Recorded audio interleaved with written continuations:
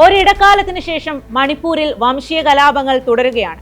മണിപ്പൂരിലെ വംശീയ കലാപത്തിന് പരിഹാരം കാണണമെന്നും സമാധാനം നിലനിർത്തണമെന്നും ആവശ്യപ്പെട്ടും ഇംഫാലിൽ മെയ്തേയ് സംഘടനയായ കൊക്കോമിയുടെ നേതൃത്വത്തിൽ മുഖ്യമന്ത്രി വൈ ഖേംചന്ദ് സിംഗിന്റെ വീട്ടിലേക്ക് നടത്തിയ മാർച്ചും സംഘർഷത്തിലാണ് കലാശിച്ചത്. വെള്ളിയാഴ്ച കുക്കി നാഗഗോത്ര വിഭാഗങ്ങൾ തമ്മിലുണ്ടായ വെടിവെപ്പിൽ 3 പേർ കൊല്ലപ്പെട്ടിരുന്നു. ഇതേ തുടർന്ന് ഒട്ടേറെ പേർ അക്രമത്തിനിരയാകുകയും നിരവധി വീടുകൾ അഗ്നിക്കിരയാകുകയും ചെയ്തു. സംഘർഷ ഭൂമികയായ മണിപ്പൂരിന്റെ ഇന്നിലേക്കും ഇന്നലെകളിലേക്കുമാണ് സ്പോട്ട്ലൈറ്റ് സഞ്ചരിക്കുന്നത്. വീണ്ടും കലാപത്തിയിൽ പുകഞ്ഞ് മണിപ്പൂർ. 2026 ഏപ്രിൽ 7 ബിഷ്ണുപൂർ ജില്ലയിലെ റോങ്ലോബി ഗ്രാമം. പുലർച്ചെ 1 മണിക്കാണ് വീട്ടിൽ അമ്മയെ കെട്ടിപ്പിടിച്ചുറങ്ങുകയായിരുന്ന 5 മാസം പ്രായമുള്ള ടോംതിൻ ഓയിനാമും സഹോദരി ഓയിനാം ലൈസാനയും ബോംബാക്രമണത്തിൽ പൊട്ടിത്തെറിച്ച് മരിച്ചത്. അമ്മ ബിനീതയ്ക്ക് ഗുരുതരമായി പരിക്കേൽക്കുകയും ചെയ്തു. കുക്കി സോ ഗ്രൂപ്പുകളുടെ ആധിപത്യമുള്ള കുന്നിൻ പ്രദേശങ്ങളിൽ നിന്നുള്ളവരാണ് ബോംബെറിഞ്ഞത് എന്നാണ് കരുതുന്നത്. ഈ ക്രൂരതയ്ക്ക് പിന്നാലെ കത്തിക്കാളിയ വംശീയ സംഘർഷങ്ങളെ തുടർന്ന് മണിപ്പൂർ ഇപ്പോൾ കടുത്ത സുരക്ഷാ വലയത്തിലാണ്. കുട്ടികളുടെ കൊലപാതകത്തിൽ പ്രതിഷേധിച്ച് ഈ മാസം 19 മുതൽ ആരംഭിച്ച 5 ദിവസത്തെ ഹർത്താൽ സംസ്ഥാനത്തെ നിശ്ചലമാക്കി. മെയ്തേയ് സമുദായത്തിൽപ്പെട്ട സ്ത്രീകളുടെ കൂട്ടായ്മയായ മീര പൈബിസ്, വിവിധ സിവിൽ സൊസൈറ്റി സംഘടനകൾ, സംയുക്ത ആക്ഷൻ കമ്മിറ്റി എന്നിവരുടെ നേതൃത്വത്തിലായിരുന്നു ഹർത്താൽ. കഴിഞ്ഞ വെള്ളിയാഴ്ച നാഗ കുക്കി വിഭാഗങ്ങൾ തമ്മിലുണ്ടായ സംഘർഷങ്ങളെ തുടർന്നുള്ള പോലീസ് വെടിവെപ്പിൽ 3 പേർ കൊല്ലപ്പെട്ടതോടെ കലാപത്തീയിൽ പുകയുകയാണ് സംസ്ഥാനം. ഉക്രുലിലും പരിസര പ്രദേശങ്ങളിലും നാഗ കുക്കി വിഭാഗങ്ങൾ തമ്മിൽ ഇപ്പോഴും തുടരുന്ന ഏറ്റുമുട്ടലുകൾ സ്ഥിതി സങ്കീർണമാക്കുന്നുണ്ട്.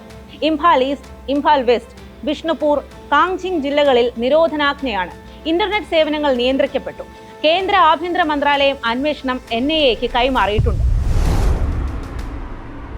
മെയ്തേയ്, കുക്കി, നാഗ എന്നീ വംശങ്ങളിൽപ്പെട്ടവരാണ് ബഹുഭൂരിപക്ഷം മണിപ്പൂരികളും. ഹിന്ദു വിഭാഗത്തിൽപ്പെട്ട മെയ്തേയ് ആണ് പ്രബലർ. അവർ മൊത്തം ജനസംഖ്യയുടെ 53% വരുന്നു. സംസ്ഥാന വിസ്തൃതിയുടെ 10% ഉൾക്കൊള്ളുന്നതും മണിപ്പൂരിന്റെ തലസ്ഥാനമായ ഇംഫാലിലെ താഴ്വരകളിലാണ് മെയ്തേയ് വസിക്കുന്നത്. കുക്കികളും നാഗകളും പ്രധാനമായും ക്രിസ്ത്യൻ മതവിശ്വാസികളാണ്. മലയോര മേഖലകളാണ് ഇവരുടെ തട്ടകം. കുക്കികൾ ഷെഡ്യൂൾ ട്രൈബ് വിഭാഗത്തിൽപ്പെട്ടവരാണ്. All tribal students union of Manipur 2023 May 3 സംഘടിപ്പിച്ച ഗോത്ര ഐക്യദാർഢ്യ മാർച്ചാണ് ഇപ്പോൾ ആളിക്കത്തുന്ന മെയ്തേയ് കുക്കി വംശീയ കലാപത്തിന് തുടക്കമിടുന്നത്. മെയ്തേയ്കളെ ഷെഡ്യൂൾഡ് ട്രൈബ് വിഭാഗത്തിൽ ഉൾപ്പെടുത്താനുള്ള പ്രക്ഷോഭത്തിന്റെ ഭാഗമായിരുന്നു മാർച്ച്. ആംഗ്ലോ കുക്കി യുദ്ധസ്മാരകത്തിന്റെ ഗേറ്റ് തകർക്കപ്പെടുന്നതോടെ മാർച്ച് ഇരു വിഭാഗങ്ങളും തമ്മിലുള്ള ഏറ്റുമുട്ടലിലേക്ക് തിരിഞ്ഞു. ഇന്നിപ്പോൾ അത് മണിപ്പൂരിനെ രക്തരൂക്ഷിത വംശീയ കലാപത്തിന്റെ പിടിയിലാക്കി കഴിഞ്ഞു. കഴിഞ്ഞ 3 വർഷത്തിനിടെ 260-ലധികം ജീവനുകൾ പൊലിഞ്ഞു. 60,000-ഓളം പേർ സ്വന്തം മണ്ണിൽ അഭയാർത്ഥികളായി മാറി. ഇതിൽ ഭൂരിഭാഗവും ഇന്നും ദുരിതാശ്വാസ ക്യാമ്പുകളിൽ നരകതുല്യമായ ജീവിതം നയിക്കുകയാണ്. ചരിത്രപരമായ സംഘർഷം നിലനിൽക്കുന്ന 2 വിഭാഗങ്ങളാണ് മെയ്തേയ്, കുക്കി. സ്വാതന്ത്ര്യത്തിന്റെ ഭൂമി അഥവാ സാലൻഗാം എന്ന് വിശേഷിപ്പിക്കുന്ന അവരുടെ മാതൃരാജ്യം സ്ഥാപിച്ചു കിട്ടണമെന്ന ആവശ്യവുമായി 90കളിൽ ആയുധം കയ്യിലെടുത്തവരാണ് കുക്കികൾ. കുക്കികളുടെ അധിവാസ പ്രദേശമായ കുക്കി ലാൻഡിന്റെ വലിയൊരു ഭാഗവും ഗ്രേറ്റർ നാഗാലാൻഡ് എന്ന പേരിൽ നാഗകൾ ആവശ്യമുന്നയിക്കുന്ന സ്വതന്ത്ര നാടായ നാഗാലിമുമായി ചേർന്നു കിടക്കുന്നതാണ്. ഇതുമൂലം നാഗകളുമായുള്ള ഏറ്റുമുട്ടലിനാണ് 90കളിൽ കുക്കികൾ ആയുധമെടുക്കുന്നത്. മണിപ്പൂർ രാജവംശവും ഇന്ത്യൻ യൂണിയൻ സർക്കാരും തമ്മിൽ 1949 ഒപ്പുവെച്ച ലയന കരാറിൽ തങ്ങൾ വഞ്ചിക്കപ്പെട്ടെന്നാണ് കുക്കികൾ ആരോപിക്കുന്നത്. വംശീയ സംഘർഷങ്ങൾ കലുഷിതമാക്കിയ മണിപ്പൂരിൽ സമാധാനം കടന്നുവരുന്നത് 2008 സസ്പെൻഷൻ ഓഫ് ഓപ്പറേഷൻസ് എന്ന SOOയിൽ ഒപ്പുവെക്കുന്നതോടെയാണ്. എന്നാൽ സമീപകാല സർക്കാർ ഇടപെടലുകൾ മണിപ്പൂരിനെ വീണ്ടും അശാന്തിയുടെ ഭൂമികയാക്കി. മണിപ്പൂരിൽ നിന്നും അനധികൃത കുടിയേറ്റക്കാരെ ഒഴിപ്പിക്കാനെന്ന പേരിൽ ആരംഭിച്ച നടപടികളും കറുപ്പ് കൃഷി നിർമ്മാർജ്ജന ക്യാമ്പയിനും മാർച്ച് മാസത്തിൽ SOO കരാർ പിൻവലിച്ചതുമെല്ലാം തങ്ങൾക്കെതിരെയുള്ള വംശീയ അതിക്രമമായാണ് കുക്കികൾ കരുതുന്നത്. തീവ്രവാദികൾ മലനിരകളിൽ അശാന്തി പരത്തുന്നുവെന്ന കാരണം പറഞ്ഞായിരുന്നു SOO സർക്കാർ പിൻവലിക്കുന്നത്. ഭരണകൂടം തങ്ങളെ ശത്രുപക്ഷത്ത് നിർത്തുന്നുവെന്ന ആശങ്ക കുക്കികളെ പൊതിഞ്ഞു നിൽക്കുന്ന സാഹചര്യത്തിലാണ് മെയ്തേയ് വംശജർ അവരെ ഷെഡ്യൂൾഡ് ട്രൈബായി പരിഗണിക്കണമെന്ന ആവശ്യമുയർത്തി പ്രക്ഷോഭം ആരംഭിക്കുന്നത്. ഇത് കുക്കികളെ കൂടുതൽ ഭയപ്പെടുത്തി. മണിപ്പൂരിൽ സാമ്പത്തികമായും സാമൂഹികമായും മേധാവിത്വം പുലർത്തുന്ന വിഭാഗം മെയ്തേയ്കളാണ്. സംസ്ഥാന നിയമസഭയിലെ മൃഗീയ പ്രാതിനിധ്യം മെയ്തേ വിഭാഗത്തിൽ നിന്നാണെന്നത് അവർക്ക് അധികാരശക്തിയും നൽകുന്നു. മ്യാൻമറിൽ നിന്നും വലിയ തോതിലുള്ള കുടിയേറ്റം സംസ്ഥാനത്തുണ്ടാകുന്നു എന്നാരോപിച്ചാണ് മുൻ മുഖ്യമന്ത്രി ബീരേൻ സിംഗ് അനധികൃത കുടിയേറ്റം ഒഴിപ്പിക്കൽ നടപടികൾ തുടങ്ങിയത്. കുക്കി വിഭാഗം സർക്കാരിന്റെ അനധികൃത കുടിയേറ്റ നീക്കങ്ങൾ തങ്ങളെ ലക്ഷ്യം വെച്ചുള്ള സർക്കാർ നീക്കമായി കണ്ടു. സംവരണത്തിനെതിരെ കുക്കി സോ വിഭാഗങ്ങൾ നടത്തിയ പ്രതിഷേധം അതിവേഗം അക്രമാസക്തമാവുകയും സംസ്ഥാനം രണ്ട് തട്ടിലാവുകയും ചെയ്തു. താഴ്വരയിൽ മൈതേയികളും മലനിരകളിൽ കുക്കി നാഗ വിഭാഗങ്ങളും എന്ന നിലയിൽ ഭൂമിശാസ്ത്രപരമായി പോലും മണിപ്പൂർ വിഭജിക്കപ്പെട്ടു കഴിഞ്ഞു.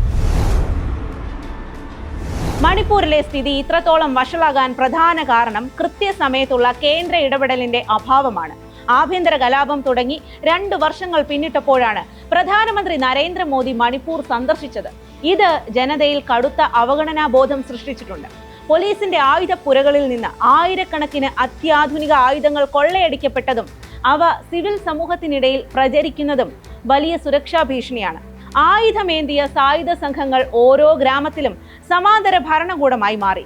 മയക്കുമരുന്ന് മാഫിയയും അനധികൃത കുടിയേറ്റവും കലാപത്തിന് കാരണമായി ഭരണകൂടം ചൂണ്ടിക്കാട്ടുമ്പോഴും ഈ പ്രശ്നങ്ങളെ രാഷ്ട്രീയമായി കൈകാര്യം ചെയ്യുന്നതിൽ ഭരണകൂടത്തിന് വീഴ്ച പറ്റിയിട്ടുണ്ട്. കേവലം വംശീയമായ ചേരിതിരിവിനപ്പുറം മണിപ്പൂരിലെ സാമ്പത്തിക സുരക്ഷിതത്വമില്ലായ്മയും യുവാക്കൾക്കിടയിലെ തൊഴിലില്ലായ്മയും ഈ സംഘർഷങ്ങൾക്ക് വളമിടുന്നുണ്ടെന്നത് തിരിച്ചറിയേണ്ടതുണ്ട്. വിദ്യാഭ്യാസം പാതി വഴിയിൽ മുടങ്ങിയ ഒരു തലമുറ കയ്യിൽ ആയുധങ്ങളേന്തി തെരുവിലിറങ്ങിയിരിക്കുന്നത് സ്ഥിരം കാഴ്ചയായി മാറി.